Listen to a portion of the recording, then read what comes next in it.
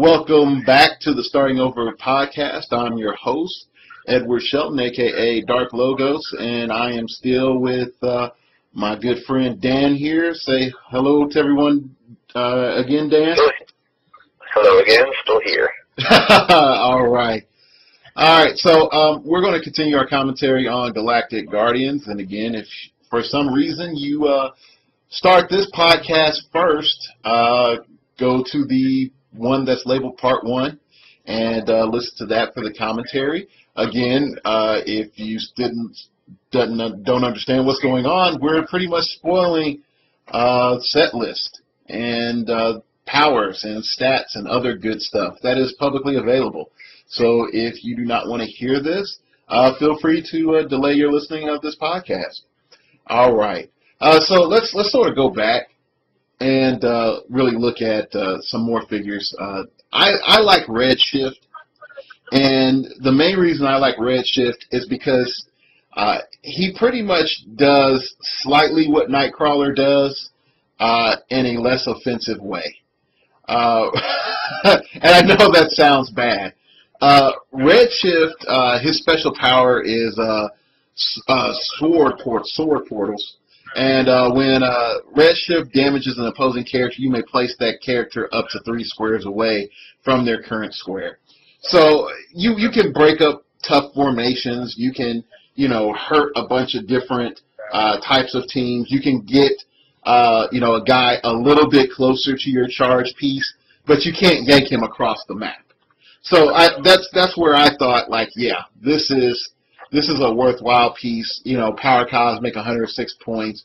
10 attack, not too bad. You can do this with Hypersonic, so that's what he does different than Nightcrawler. The thing that made Nightcrawler so good was he didn't have to damage anyone. He just had to hit them to do it.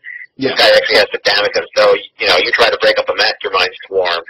You hit the Mastermind, or he Masterminds it off. I guess you can move the Mastermind to fodder, and that's about it. No, because with the rules changed to Mastermind damage does not keep damage type. So the damage is I would assume that this would be a type of damage queue. So you're not doing damage to the Mastermind fodder. You're doing damage to the figure, and the figure's Mastermind the damage to the fodder. So the direct damage isn't coming from Redshift, so it doesn't kick in, to my knowledge. Now, hey, I've been wrong on the show before. It sounds about right, because the damage does come from Mastermind. Who knows? That's someone else to argue out. Yeah. The Blades, the Blades Claw's Fangs is nice, but unfortunately you really just want to keep him top-loaded. But for 106 points, I don't think you're going to find another figure that does what he does, with the front-loaded hypersonic speed, minor movement, and I think he can really just sort of disrupt other teams. And I think that's sort of the good thing. I want to play him in field, but in this set, there's just so many pieces that he really can't take a hit. Man, he can't. Yeah. I agree. And I think that's part of his problem, is he is a bit glass-jawed. And unfortunately, you're highly dependent on a medic. But he has a lot of escapability until he gets to his last 2 clicks. So, I think that's sort of a fair way of looking at it. Yeah. The next piece is the Runaways fan favorite, Zavin. And Zavin is a he, she, it scroll. Gender definition with Zavin is sort of weird. If you've read the books, it's male then female. I do. I know he's a he, but he's married to he's engaged to the princess who says she's a lesbian, so he shapeshifts to a female and is all, I don't even know. It's comic books. Yeah, it's sort of weird. So with all that aside, looking at Zavin as a actual playable figure, I think Zavin is a pretty great figure. You pretty much pay 75 points. You'll get a cornucopia of powers, but the 2 slots that I feel that are the best are the Stealth, TK, Perplex, click and the running shot, poison, toughness, range combat expert click. I'm not a fan of the charge super strength click. Just well, that's actually a pretty good. So assuming that his trait is worded correctly. Yeah. The way I read this and the way I see Zavin is he's your Mystics killer. Because let's say Zavin's on click 1. So 1 power set at a time. Click him to whatever dial you want. I don't know. Mm. He then shoots a Mystic, takes a click, but at the end of the turn, you return him to the click he began the game on. No Mystics damage. Yeah. And then the question comes in, it goes in at the end of your turn too, or is it at the beginning of, no, yeah, your turn. At the beginning of your turn you click, and then at the end of your turn, at the end of your turn, KO'd, if he's not KO'd, return the click he began the turn on. Also, you know what? It also means that he has ghetto willpower. Because, yeah, you push him to do something, but at the end of the turn, he's going to go right back to his first or last click. Yeah, you resolve your action, you take the click of pushing, and then he returns to the click he was on. Yep, at the end of your turn. So... Yeah, well, he has it if you don't only if he's on click 1 or click 6. Yeah. I mean, once he gets hit, that shenanigans ends. But I think that is something that would be nice if you could keep him alive, or he or she alive. Oh, gosh. Gender bending is so confusing. Okay. But I think the most notable thing is someone said his click with TK pretty much makes him like Lisa Drac, and that he's able to just go to that click and pretty much just say, hey, I TK from wherever I'm at, and it's all good. So I'm guessing the charge super strength, that's the thing. The plasticity blade shape change, I'm guessing that's Mr. Fantastic? I don't know. It's always like Stealth a hybrid. Stealth and TK looks like Invisible Woman, and then running shot, poison, range combat expert looks like the Human Torch. Human Torch, yeah. Is he supposed? Is Zavin supposed to be a super scroll like Clerk? He's a little bit worse super scroll. I think the way you can only she whatever can only use the 1 power set at a time. Okay, but it's a super scroll like Clerk, so it's based off the Fantastic Four then. Yes. Okay. I wish they would make Super Scrolls not based off the Fantastic Four. I wish they would introduce more Super Scrolls that were based off of, other super teams or other super-powered individuals, and make them some mainstay characters, but... They did in Secret Invasion. Well, no, that was... Okay, let's not get... that's a conversation we'll have off the record. all things bear in mind. We'll have that conversation off the record. Okay, so Zavin. Okay, do you think Zavin's going to probably pop up in the meta, or do you think he's probably just going to be something that's going to fade into the sunset? Oh, he's a fun little piece, because otherwise on that first click, he's really easy to hit and basically knock past all his usefulness. No, I think he's a fun little piece and really, really good for the Runaways. Okay. So, that TK is something the Runaways were sorely lacking. Well, I don't have too many Runaways pieces, I'm not going to lie, so. Well, let me rephrase that. I don't play them as a team. Victor Monte has been a good friend of mine for a while, but that's about it. Okay, the next figure we're going to look at is Martinex, and Martinex, in my opinion, is pretty much this quirky Guardians of the Galaxy piece that 9 times out of 10 in this meta, you're probably going to get his powers to go off. The brittle crystal form, he has toughness, but when an opposing character attacks Martinex, and attacks roll is 8 or less, Martinex can use impervious instead. And so I like that element. People don't have to roll high to hit him, but when they don't roll high, he gets impervious. And I think that's something that's really lacking in the meta, is punishing people for having high attack values. He takes too many points for what you want to do it for that. I mean, he's fun for Guardians of the Galaxy, and his power is kind of cool. But if you want to use him just for that, for 83 points, I mean, honestly, he's only got 2 damage for most of his, for pretty much the entirety of his dial. I don't see him as being in 300 points. I don't see him as being used, being very useful. It's just it doesn't bring enough to the table. And even if someone does. If someone attacks him and they roll an 8 or, they roll a 9, well, you pretty much just one-shot him. Yeah. You probably not get past all those wonderful clicks. Yes, and I do dislike the fact that he is very front-loaded with his special powers.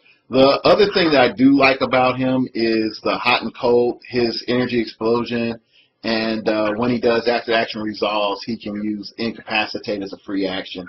I do like that. I even more so like it with a scientist team with the Bruce Banners from the Incredible Hulk, and just enhance his energy explosion.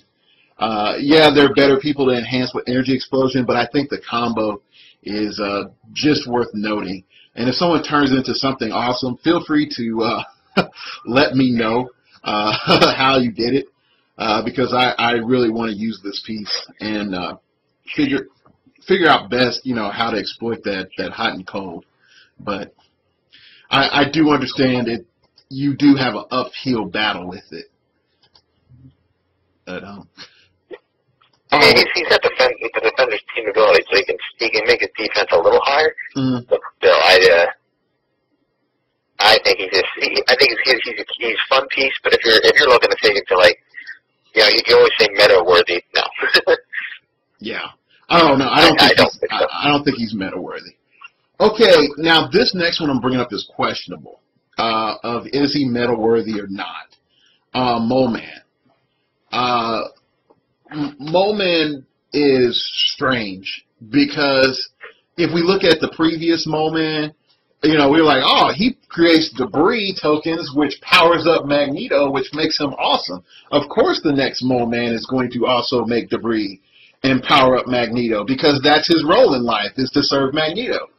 But for Mole Man, pretty much to be able to have outwit, super senses, and ability to mind control, friendly characters with the monster keyword, and getting a +3 to his mind control attack.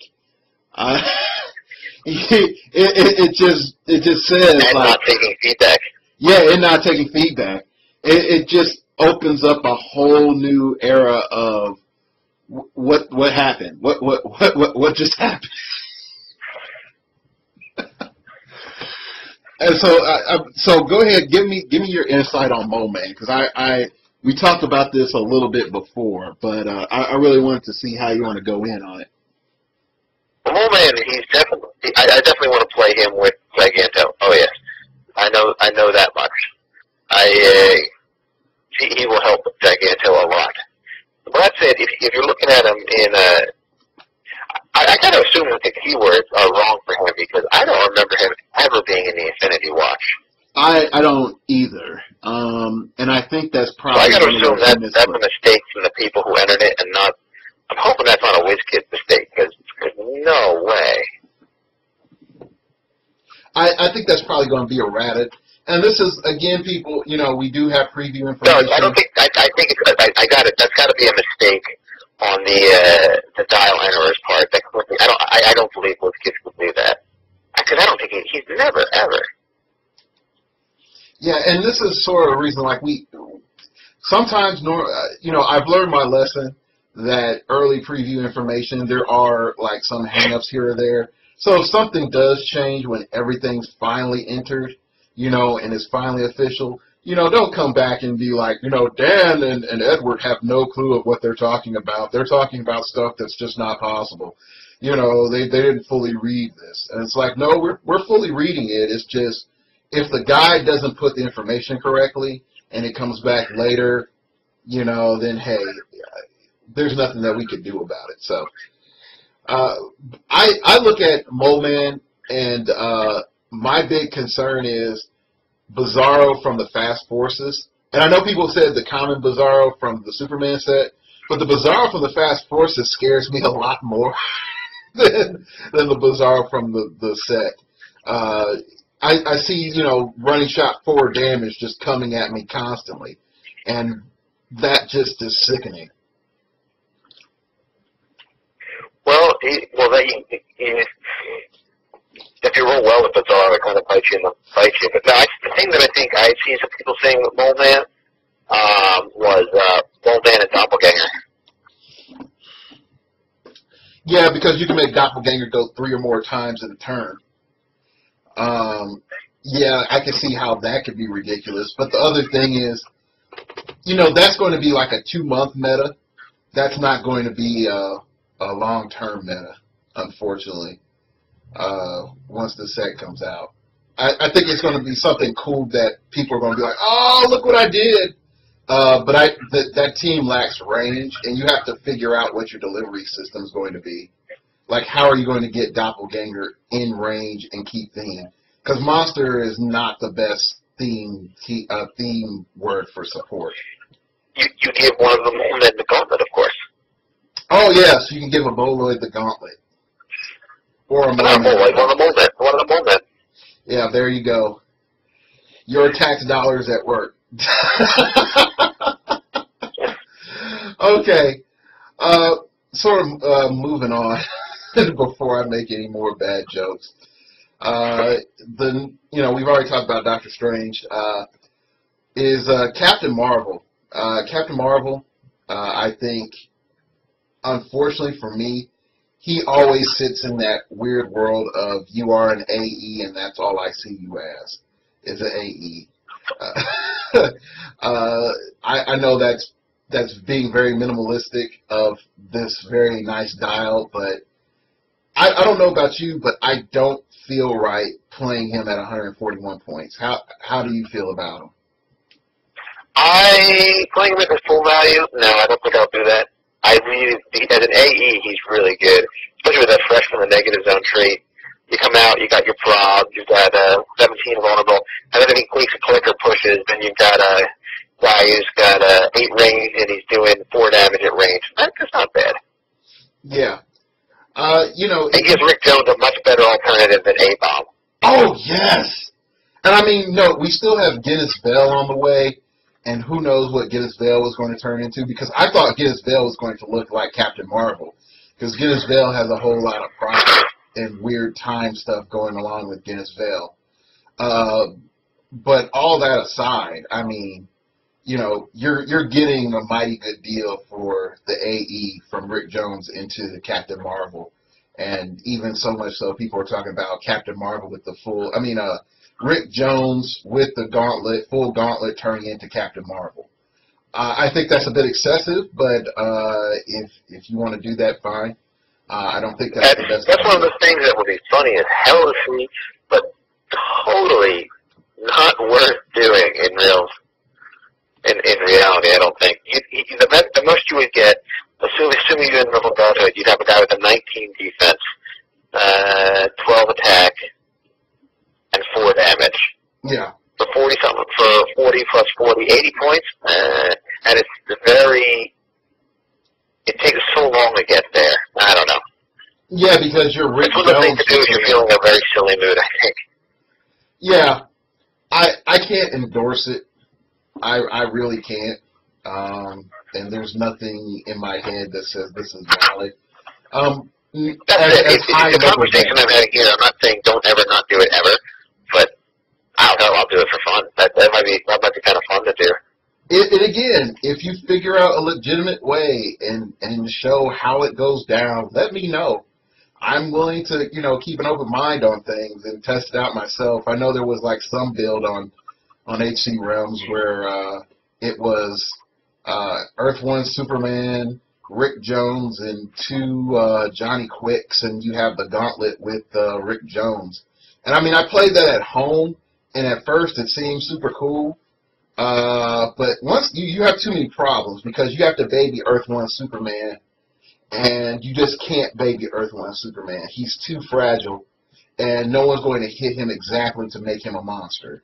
And by the time you are at that point of getting halfway down the dial on the gauntlet, if you're rolling well, mind you, Earth 1 Superman is probably dead. Your Johnny Quicks are probably either dead or neutered, and you're not going to transform. So, let me rephrase that. You're not going to have like +1 stats and all the other good jazz. So, yeah. But if you figure out something good, let us know. Up next, we're going to finally talk about that Adam Warlock that's able to just fully counter Power Cosmic. And I know we talked about it a little bit before, but let's really get into it now and just say, is he viable and at what point range? Because at 300 points, I do not see him as playable. It depends. Basically, he's a silver bullet. He's a very much a silver bullet to Power Cosmic. There's no doubt about that. But he's a very expensive silver bullet. I mean, he's half your team, and he's only got a 5 brain. He's got some ability to heal thanks to the Soul Gem. His trait he's got, which if he KOs an opposing character, he heals the damage, and if they're 100 or more points, he heals with 2 damage instead. So that's not bad, and the ability to outwit the Power Cosmic and then immediately outwit a power is pretty good, especially with the big glut of Power Cosmic this set brings in. He's going to be somebody. What's going to happen is, I think in being sneaky and sealed, what's going to happen is it may come down to someone opens up a Thanos or someone opens up Mistress Death and they're playing them, and then along comes Adam Warlock that ruins their day. In an actual 300-point game, I think solid damage numbers down this whole dial. And he's got that Cocoon special power, which is interesting. Gives him basically a 19 or a 20 defense with zeros in an attack, movement, and damage. And Impervious using on top of it. But the only thing he can actually take is a double power action to try to regenerate. He regenerates to a couple of good clicks, but I think it really depends. If you play against a Galactus or you play against some piece of Power Cosmic and he outwits it, he's going to be totally worth his points. If you play against a piece that's like, let's see, Superman with the Gauntlet, well, you can't outwit him straight up because his powers and abilities can't be countered because he's got the full gauntlet on. Sure, you can take away Superman team ability, but I mean, if he's rocking a +2, what does that really do you? That said, I like him. I do. I just don't see him at 300. I think you will definitely see him played as a counter to Galactus in like 600, 700, 800-point games. Then like 300, I think he costs too much. Okay. I mean, and that's fair. And my sentiments sort of echo the same. I look at him and I say, wow, that's 149 points of sit the heck back. I mean, that's really what I'm saying. It's like, okay, Galactus is over there. You know, what is it? Odin is over there. The so-and-so is over there. Okay, TK, outwit that. Outwit your defense. Hit the guy. Okay, we're good. Now, Adam Warlock, try doing something. You know, I think that's what he's relegated to. But with that 5 range and no movement attack, and no Power Cosmic. Oh, no, he does have Power Cosmic. And I was about to say, with no movement attack, really, he's out of the fight way too long. And if the battle shifts over, you're going to have problems. The other problem that I hate is he does nothing to Quintessence at all. At all. And so you just say like, oh, look, I'm going to go to DC and your Adam Warlock does not work on me. And I think that was a grave oversight. They shouldn't have said Power Cosmic. They should have just allowed you to outwit any and all team abilities and give you they had to specify Power Cosmic because, well, he is Marvel, so Quintessence doesn't exist. They can't, you got to be built for his piece. So I don't know. I still think he's going to be very useful because I'm trying to think. Yeah, he's not going to undo Darkseid. But he could probably, from the looks of it, I'm assuming he can still counter Quintessence. He just can't immediately outwit again.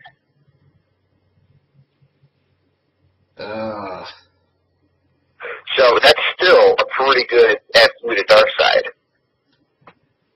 That does hurt Darkseid a bit. I don't think it's going to stop people from playing Darkseid. Oh, no. No, but it does add something into the modern age to sort of give Darkseid pause, if that's possible. Okay. The next piece is Gamora, and Oh, yeah. I think that she, if played properly, is just going to wreck. You will see her everywhere. Yeah. You are going to see her everywhere. She is 79 points. She, for anyone who doesn't know her trait, deadliest woman in the galaxy, she can use stealth. Damage dealt by her cannot be reduced below 2. She's dirt cheap. She cracks anybody who's got any kind of damage reducer in half. For 79 points, she is incredibly good.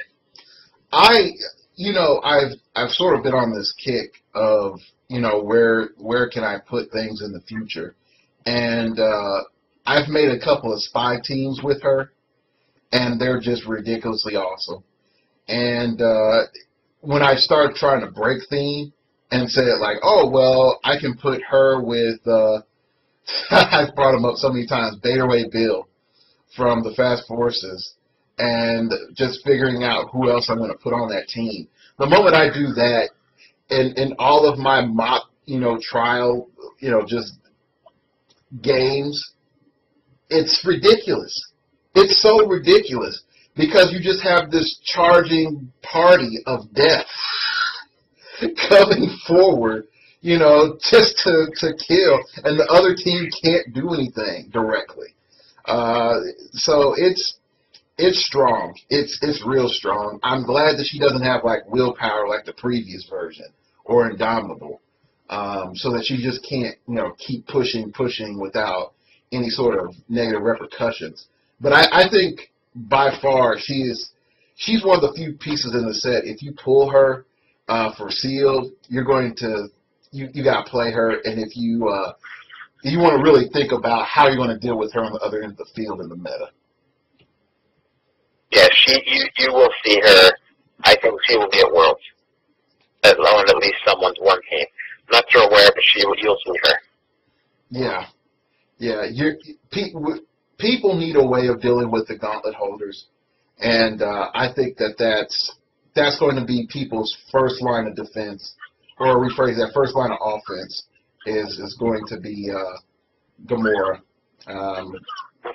So the next figure, I know this one. Yeah, I'm a Skrull fiend. Super Skrull. I like him. I look at him for what he is. He is not a replacement for the Supernova Super Skrull, but he is there more along the lines of saying, look, I'm going to come in. I have high chances of you not hitting me, and I am just going to pound you. And I'm going to pound you some more, and if you hit me, I'm going to make you regret hitting me, because I'll either have more shape change or outwit, or I'll have, range combat expert. I will do whatever I need to do to win this. And you don't know what. There's one of the few times where I think that the gravity feed actually outshines the booster. I agree. I agree in this sense. The gravity feed is very streamlined and efficient, and he does specific things for his clicks. It's very designated of, okay, for his 2 clicks he's doing this, the next 2 clicks he's doing that, and you sort of know where he's going. I think with this Super Skrull over the gravity feed Super Skrull, you would pick this Super Skrull to make your opponent think twice about hitting you. Because your opponent, it's almost like the old school Jokers. You can hit the Joker, but unless you've memorized the dial, you don't know what you're about to give your opponent. And so that's where I see the advantage with him, with that. Definitely when he has like the stealth clicks at the end, the stealth defend clicks, you don't want to give an 18 defend to your opponent mid or late game. I know 143 points in a 300-point game, that's bad. He's going to be your major attacker. But even still, you don't want to give someone an 18 defend any point during the game. And then him still having a 10 attack and 3 damage, I think is solid. So I'll give you the last word on him. He's not bad. I really do think I like the gravity feed one better though. For what he brings, similar power sets to the table, plus the close combat expert that works within a couple of squares. I think that's fairly good. Yeah. I could change my tune after I play him, but we'll see. Oh, okay, and I mean that's all fair. The next one we're going to go into the super rares now. So, yay! This is where things in my opinion, start to get sticky. Mr. Fantastic, continuing. Not going to look at the Silver Surfer. No. Oh gosh, the pain in my stomach and in my liver. But okay, you want to bring him up? Let's talk about Silver Surfer. Oh gosh, the guy who got the biggest swing in the game. Oh, wow. You're paying 236 points for. I hate to say it, mediocre stats, and you can't use the excuse, oh, it's Power Cosmic, and that's why it's so expensive. When Power Cosmic is proven not to be that expensive. I hate to say it, the Gauntlet proved Power Cosmic is not as expensive as we thought it was. So something's up. Something's up with the dial design. The Psychic Blast with the hypersonic speed. Why did you have to do that? The phasing and the perplex with the high speeds. And yes, the only redeeming thing, literally the only redeeming thing about him is the distress call from half across the galaxy and the defenders ride with me. Is that he can just pick up any defenders, anyone with the defender team ability, and just carry them with them. You know, sorry, not yet, keyword or team ability. And he gets a +2 speed value with that. So yeah, that's negating the -2, yeah. Yeah. So yeah, that's nice, and so technically he can sort of have a 14 if you play it right, and then you can have like this really awesome delivery system where you can like deliver the Hulk right on top of someone, or Doctor Strange, or whoever else you want to deliver, Iceman, I think. But you have that 10 attack and the 18 defense, and you're not even getting impervious starting off, and you're not getting that you're not getting Psychic Blast on your magical freaking, running shot ride across the galaxy on your sparkling surfboard. You're not getting anything awesome, and that's why I did not even want to like acknowledge him. I like him. I think that swing is just incredible, and I think he'll do really well with defenders in high point games. In a 300-point game, no, definitely not. But in a high point game, he's got with a TKer. My God, you've got a 28 square swing. There's not a piece in the game that you're not going to be able to shoot. Oh, it's for me. The concern is not shooting. The concern is how am I going to hit? And with that 10 attack starting off, I don't see it. Now bear with me. Let's say if we were in the magical land where special powers were available in Supernova, and this was Supernova Silver Surfer, I would have been like, this is the most brokenest figure ever. What was WizKids thinking? I can't believe that they did this. But looking at what we have now as a meta and powers-wise and stat-wise, I can't support him. I can't look at him straight in the face. It's like that secret shame that you don't want to go and talk about. But okay. In high point games, if you want to play him on defender's team, you can toss on Secret Invasion Doctor Strange, and that'll fix his attack values. Even the new Doctor Strange, I think, starts with upfront prob and gets the perplex, or maybe perplex. I don't know. Yeah, it's perplex. I think he's not the place. He's not a standalone piece. He will do very, very well on defender's team. So. I just hurt inside. So, Okay. Let's look at Mr. Fantastic. And I think this is one of the few times where I sort of wish that he was a rare just so that more people could get him. Yeah, I give a big thumbs up to this Mr. Fantastic. He's not a remake of the Secret Invasion one, which I think everybody would have been like okay but angry with.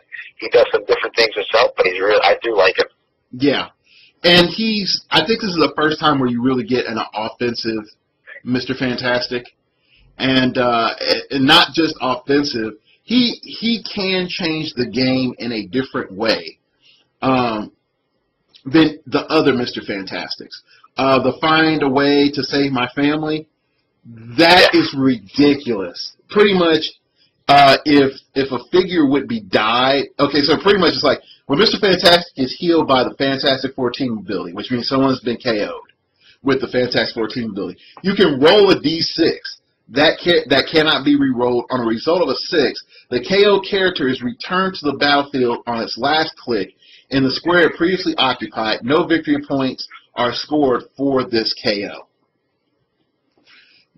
That can be scary with a particular few of the Fantastic Four. And that part is where it gets me because let me try to see. The Thing is pretty awesome on that last click. Medusa is also pretty good on her last click. Let's see, the Hulk from the prize support. You put him back on his last click. You know, he's awesome. Let's see, who else? From the Incredible Hulk. Well, don't forget that not only are you putting them back on your last click, but everyone else who was a Fantastic Four member got healed because it's triggered by the healing. Yeah. She-Hulk, you get another chance to regen. That Wolverine, oh gosh, Wolverine from the Incredible Hulk. Ghost Rider, you're getting Mystics back. Black Panther from Captain America. The Storm from Giant Size X-Men. Invisible Woman on her last click, you get your prob back in TK. I mean, if you're able to save any of them whatsoever, you're coming out ahead. And, you know, if your opponent had, you know, put in pressure to try to, you know, KO Mr. Fantastic, not Mr. Fantastic, kill a figure with Fantastic Four keyword so that they could survive or whatever, or even saying like Dr. Doom, you know, boom, you're ahead because if he rolls that 6, they've wasted a lot of energy for nothing. And also, I mean, that's not even the only thing that's great about him. He's got a power tactical genius.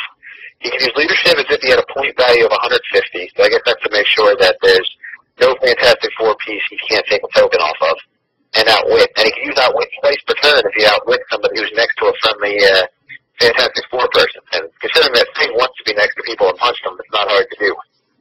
Oh yeah, you know, any of the things, you know, that are, you know, existed. And then also, I look at it more of the sense of having just outwit period with him starting off and not perplex. Since we're so used to Mr. Fantastic filling that perplex role. Now we see him in a little bit more offensive, combat-oriented role than he was before. And then Stretch.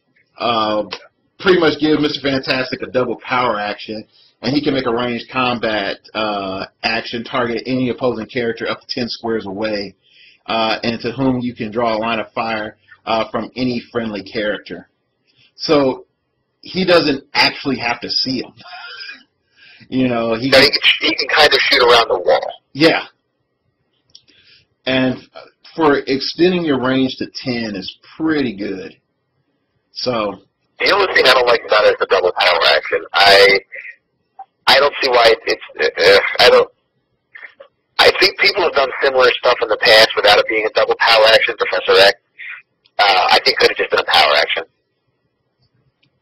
Yeah, I think if they made it a power action, we would see him coming in at like 160. And then I would think that would be too much for him. I already think 130 is sort of pushing it for the point value of Mr. Fantastic.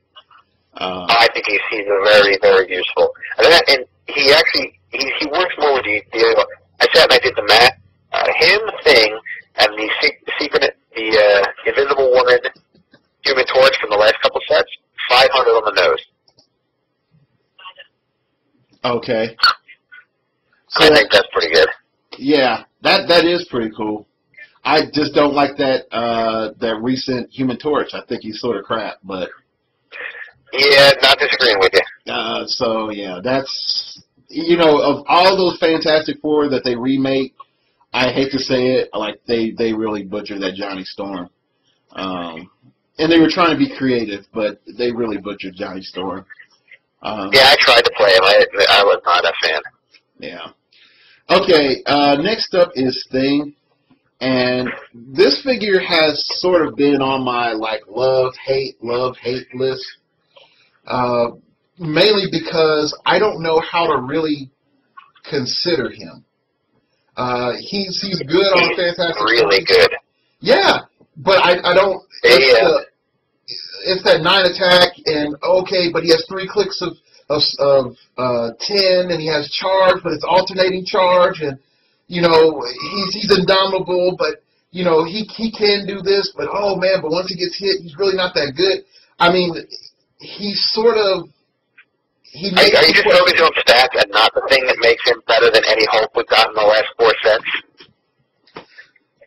Touche, sir, touche. Yeah. How can you talk about without his had enough clobbering yet power? That's incredible. Well, okay. So go ahead and explain all that, and I'll cue in off your insight. Alright, had enough clobbering yet. Each time an opposing character takes damage from Sting's close combat attack. After actions resolve, that character's owner chooses one. 1. Deal that character 1 unavoidable damage. Or 2. Sting may immediately make another close combat attack targeting that character as a free action. If that character takes damage from this attack, Sting may activate this power again. That, at minimum, Sting is going to hurt you. If Sting hits you, well, no, no, I take it back. He does have to do damage, so Impervious is still a defense against him, but the things he can do are just incredible. That is a great, great special power. And there's, if you're worried about a 10 attack, there's TK and Prob easily accessible on Fantastic Four team abilities with the old, with the Invisible Woman from Captain America. She'll make sure he hits. He's got. I just think he's incredible. He's great. I just think that we're going to top the Secret Invasion thing, and maybe they did because Secret Invasion thing was so good because he was point efficient, and full move charge is good. But this is a really solid thing. It's fair to say, you can cite a riot on the realms when you say it. He really does put any of the last couple Hulks we've got to shame. Yeah, there's been this Hulk fetish going around, and I don't know why. All of a sudden, the focus is on the Hulk, considering he's one of the most overrepresented figures in HeroClix. Because if you look at the Hulk that came out, in Galactic Guardians, they're not Hulks. They're not. They're straight up normal bricks. They started their strongest and get weaker. That's not Hulk. I mean, I can see the anger for there. That's and his values aren't very good. I mean, a Hulk that basically has 1 single click of 4 damage, no 5s anywhere.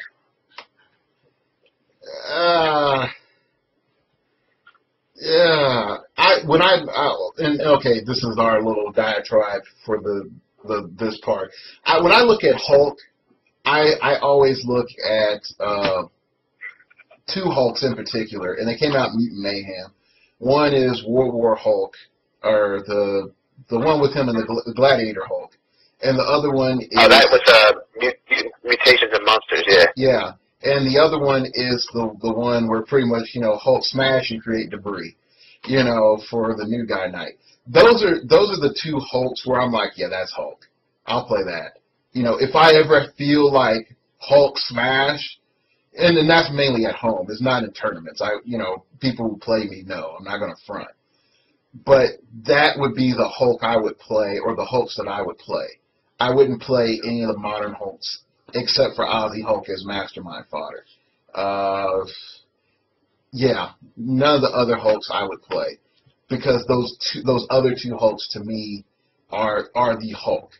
And then even they showed like at Gamma the possibility for a World Breaker Hulk or whatever the heck it is. Yes. And everyone then put their new hopes on the new Messiah of Hulk. And I just said, and you shall be, failed by your false god again. So, I mean, that's how I feel about it. Everyone can only hope.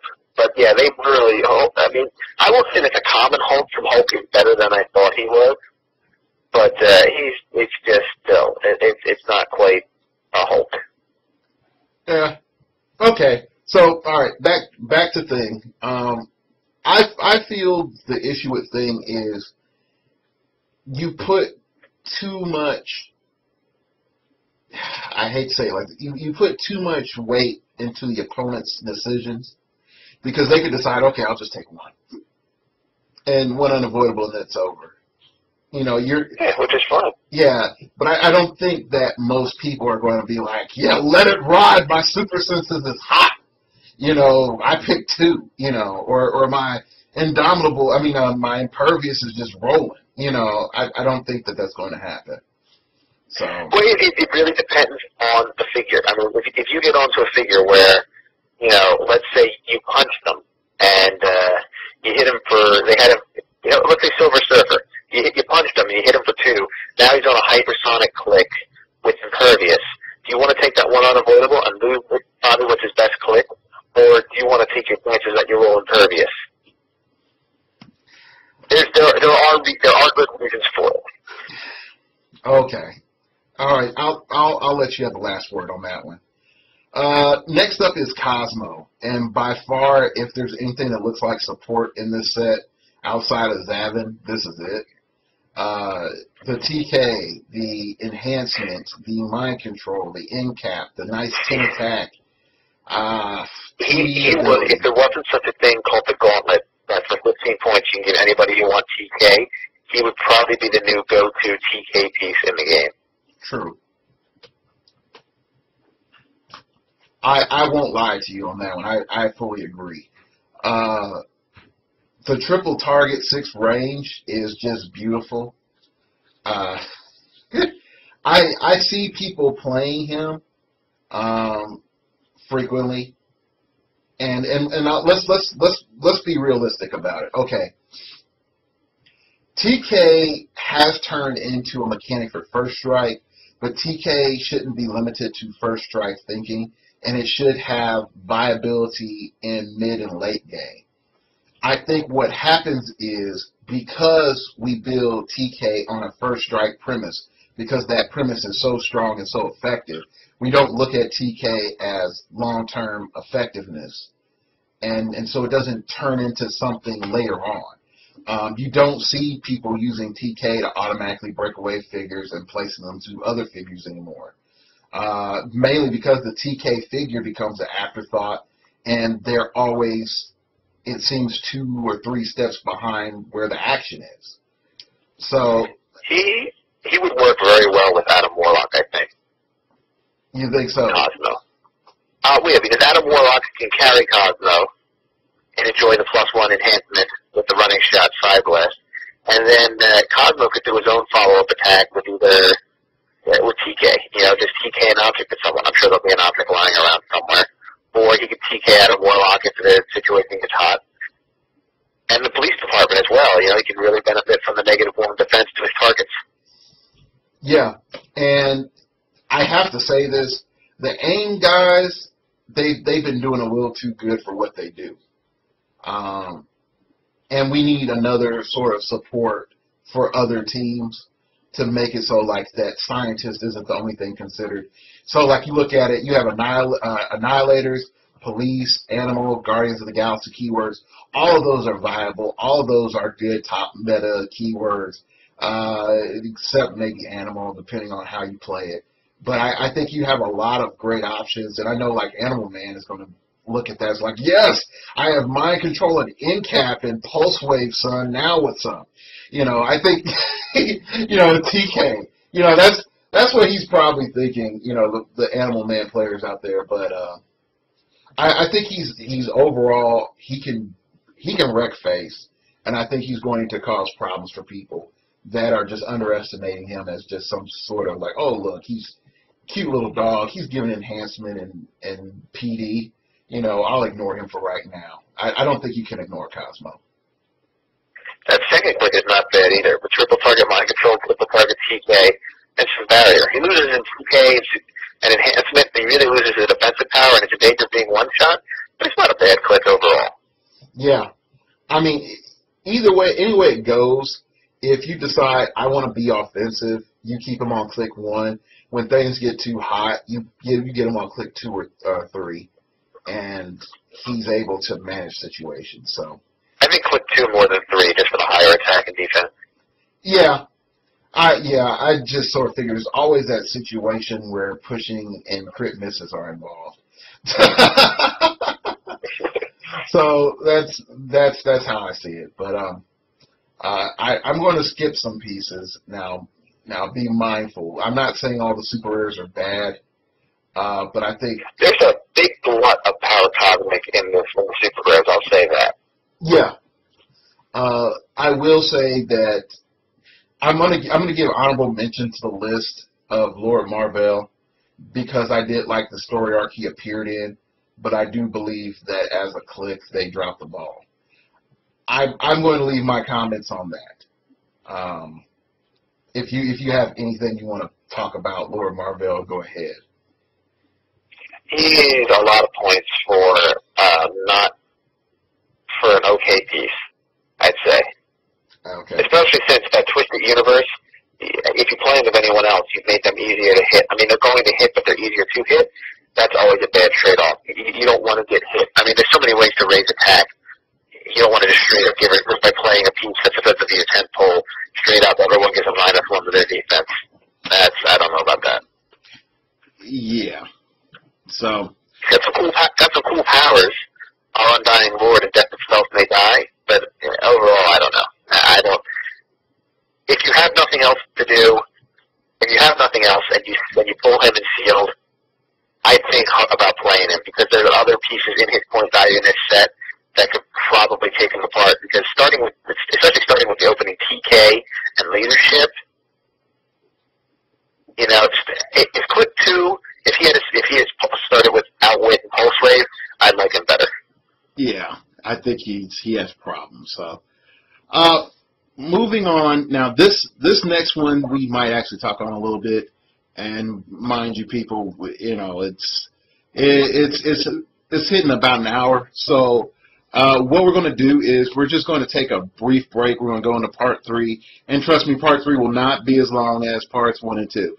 So, we're going to take a brief break, and we'll see you in a couple of moments.